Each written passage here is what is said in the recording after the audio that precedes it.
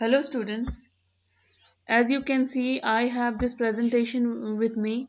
So today I am going to teach you DDL, DML and DCL statements. These are the part of database and SQL server. You can see I have written over here.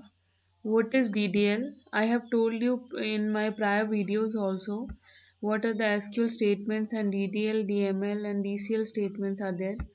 So data definition language is used to define the database, is used to create, it is used to create, you can see it is used to create, it is used to alter, it is used to truncate, rename and drop.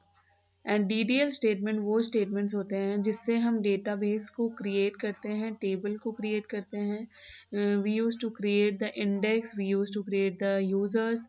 तो data definition language is, अगर हम इसको summary बोलेंगे तो data definition language database या table को create करने, उसको रीनेम करने, उसको ड्रॉप करने, उसको अल्टर या अपडेट करने के लिए यूज होता है. Next is data manipulation language.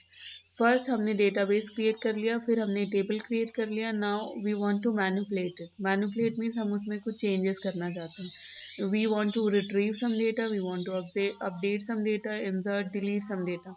उसके लिए हम क्या करेंगे, we will select, update, insert into. Insert into क्या है, इंसर्ट इनटू एक साथ लिखा जाता है. And delete keywords. I will tell you the syntax of each and every statements. TCL क्या है, ट्रांजैक्शन कंट्रोल लैंग्वेज.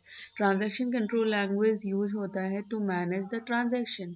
जैसे बैंक में हम पैसे सबमिट करते हैं, निकालते हैं, वैसे डेटाबेस में भी हम डेटा डालते हैं और निकालते हैं.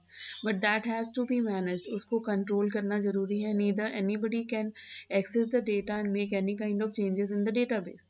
So for that we have some statements like commit, rollback, set transaction and save point. Commit means if anybody try to commit any mistake. Rollback, basically database या कोई भी सॉफ्टवेयर में, एप्लीकेशन सॉफ्टवेयर में we have three kind of right: read, write and execute. तो जब हम read, write and execute का authority किसी को देते हैं तो उसको जब कोई चेंज करता है तो दैट इज कमिट.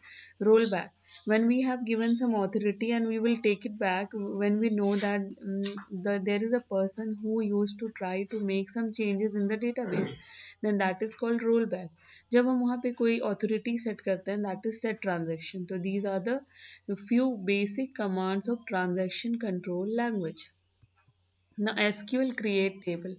अब टेबल कैसे क्रिएट करते हैं उसका मैं आपको सिंटेक्स बताऊंगी. You can see create table, table name, column name 1, column name 2, column name 3, then data, her column के साथ डेटा टाइप, फिर ब्रैकेट क्लोज, सेमी कॉलन.